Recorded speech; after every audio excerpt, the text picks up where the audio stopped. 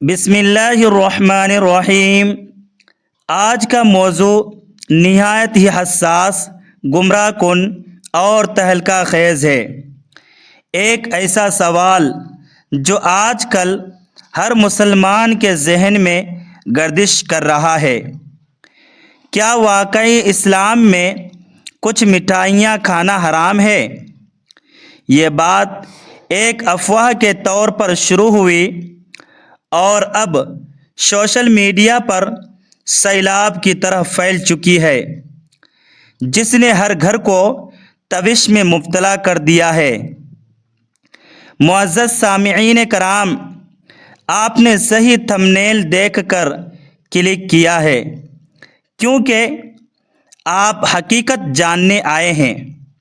یہ جاننا ہر مسلمان پر فرض ہے کہ وہ جو کچھ کھا رہا ہے وہ حلال ہے یا نہیں۔ میٹھا تو ہماری خوشیوں کا، عیدوں کا، شادیوں کا اور ہر تہوار کا جزو لا ینفک ہے۔ کیا شریعت اتنی سخت ہو سکتی ہے کہ یہ نعمت ہم سے چھین لے؟ میں آپ سے وعدہ کرتا ہوں کہ یہ گفتگو آپ کی زندگی کے اہم ترین لمحوں میں شامل ہوگی، کیونکہ ہم صرف مٹھائی پر بات نہیں کریں گے، بلکہ ہم حلال و حرام کی اس باریک لکیر کو سمجھیں گے جہاں آج کل مسلمان پھنس رہے ہیں۔ میں نے اس موضوع پر مستند علماء کرام اور مفتیان کرام سے رائے لی ہے۔ قرآن و سنت کی روشنی میں اس کی گہرائی میں اتر کر جانچ کی ہے۔ ناظرین کرام، اسی لیے ایک لمحے کے لیے بھی ویڈیو سے دھیان مت ہٹائیے، کہیں ایسا نہ ہو کہ آپ جانے انجانے میں کوئی گناہ کر رہے ہوں۔ یہ ایک بہت بڑا فتنہ ہے جو اجزاء کی حلالیت پر اٹھتا ہے۔ کیا آپ کو یقین ہے کہ آپ کی پسندیدہ مٹھائی میں کوئی حرام یا نجس چیز تو استعمال نہیں ہوئی؟ یہی وہ کلیدی نقطہ ہے جسے ہم تفصیل سے سمجھیں گے۔ یہ ویڈیو صرف ذائقہ یا خوراک کے بارے میں نہیں ہے، یہ ہمارے ایمان، ہمارے پرہیزگاری اور ہماری حلال روزی کے بارے میں ہے، کیونکہ حدیث پاک میں آیا ہے کہ حرام لقمہ کھانے والے کی دعا قبول نہیں ہوتی۔ تو کیا وہ میٹھا جو خوشی کے نام پر کھایا جاتا ہے ہماری عبادات پر اثر انداز ہو سکتا ہے؟ جی ہاں، بالکل ہو سکتا ہے، اگر اس میں کوئی حرام جزو شامل ہو۔ اسی لیے آج ہم ہر قسم کی مشہور مٹھائیوں کا شرعی پوسٹ مارٹم کریں گے، ان تمام پوشیدہ اجزاء کو بے نقاب کریں گے جو اکثر مٹھائیوں میں استعمال ہوتے ہیں، اور ان کا شرعی حکم کیا ہے۔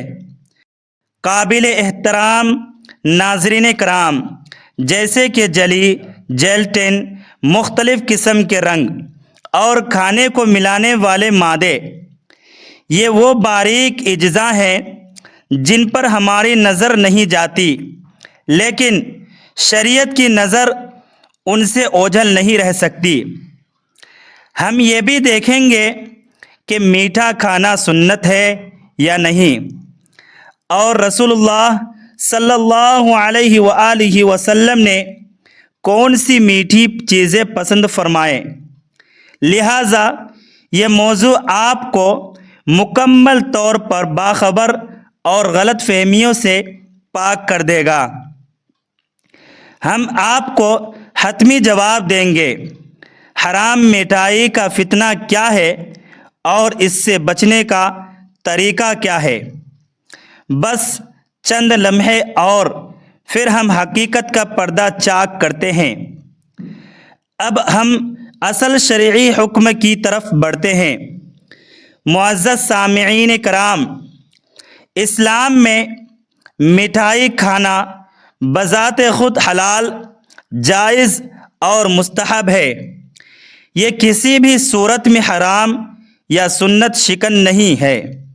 در حقیقت رسول اللہ صلی اللہ علیہ وآلہ وسلم کو شہد اور حلوہ پسند تھا، اور اہل جنت کو بھی میٹھا پسند ہوگا۔ اسی لیے یہ ثابت ہے کہ میٹھی چیزیں اللہ تبارک و تعالیٰ کی نعمت ہے۔ ناظرین کرام، کوئی مٹھائی صرف تب حرام ہوگی جب اس میں کوئی ایسا جزو شامل ہو جو شرعی طور پر حرام، نجس یا خبیث ہو۔ حرام اجزاء کی سب سے بڑی مثالیں ہیں خنزیر کی چربی یا ہڈیوں سے بنی جلی، کوئی بھی نشہ آور شے جیسے شراب یا الکوحل کے اجزاء، نجس خون یا غیر ذبح شدہ جانوروں کی چربی۔ اگر کوئی مٹھائی خالص حلال اجزاء جیسے دودھ، چینی، آٹا اور میووں سے بنی ہے تو اس کا کھانا بالکل حلال ہے۔ مٹھائی کا زیادہ استعمال سنت شکن نہیں، البتہ صحت کے اعتبار سے مکروہ یا غیر مستحسن ہو سکتا ہے، کیونکہ نبی اکرم صلی اللہ علیہ وآلہ وسلم نے اعتدال کی تعلیم دی ہے۔ قابل غور بات یہ ہے کہ زیادہ چینی یا میٹھا کھانا، پیٹ بھر کر کھانا یا اسراف کرنا، یہ سب ناجائز تو نہیں مگر صحت کے لیے نقصان دہ ہے۔ اہم نکتہ یہ ہے کہ آج کل جلی کا استعمال ہوتا ہے، جو اکثر گول گولیوں، جیلی مارش میلوں اور کچھ کیک یا پیسٹری میں استعمال ہوتا ہے۔ اگر یہ جلی خنزیر سے بنی ہے تو یہ مٹھائی حرام ہوگی۔ اگر یہ حلال طریقے سے ذبح شدہ گائے یا مچھلی سے بنی ہے تو یہ حلال ہوگا۔ اسی لیے ہر مسلمان پر اجزاء کی تصدیق کرنا فرض اور واجب ہے۔ معزز ناظرین کرام، مزید برآں بعض مٹھائیوں میں رنگ اور کھانے کو ملانے والے مادے ہوتے ہیں جو جانوروں کی چربی سے بنائے جاتے ہیں۔ اگر یہ حرام جانور یا غیر شرعی ذبح شدہ جانور کی چربی ہو تو وہ مٹھائی بھی حرام ہو جائے گی۔ ہمیں ہمیشہ حلال مصدقہ مٹھائیوں کا انتخاب کرنا چاہیے۔ اگر مٹھائی ناجائز طریقے سے یا غصب کیے ہوئے مال سے بنائی گئی ہو تو بھی اس کا کھانا جائز نہیں ہے۔ ناظرین کرام، مختصر اور حتمی بات یہ ہے، مٹھائی کا کھانا سنت سے ثابت ہے، لیکن اس کے اجزاء کی حلالیت کی چھان بین کرنا ہر مسلمان پر فرض، واجب اور ایمان کا تقاضا ہے۔ شک کی صورت میں پرہیز کرنا تقویٰ ہے اور یقین کی صورت میں اسے ترک کرنا فرض ہے۔ معزز سامعین کرام، اگر آپ کو حقیقت جان کر تسلی اور اطمینان ہوا ہے تو برائے کرم اس ویڈیو کو لائک کر کے ہمیں بتائیں کہ آپ تک صحیح بات پہنچی ہے۔ اسے زیادہ سے زیادہ شیئر کیجیے تاکہ یہ فتنہ ختم ہو اور مسلمان غلط فہمیوں سے باہر نکل سکے۔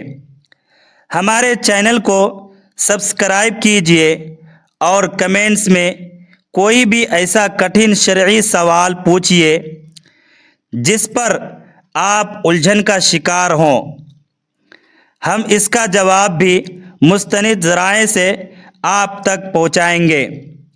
مجھے کمنٹ میں یہ بھی بتائیں کہ کیا آپ نے کبھی مٹھائی کے اجزاء کی لسٹ پڑھی تھی۔ اللہ تبارک و تعالی ہم سب کو ہمیشہ حلال اور طیب رزق عطا فرمائے، ہمیں شک و شبہات سے بچائے، آمین ثم آمین۔ ناظرین، ویڈیو اچھی لگی ہو تو ویڈیو کو لائک کریں، شیئر کریں، چینل کو سبسکرائب کریں اور کمنٹس باکس میں اللہ تبارک و تعالیٰ کی 99 ناموں میں سے کوئی ایک نام ضرور لکھیں۔ ملتے ہیں کسی نیکسٹ ویڈیو میں۔ خدا آپ کا حامی و ناصر ہو۔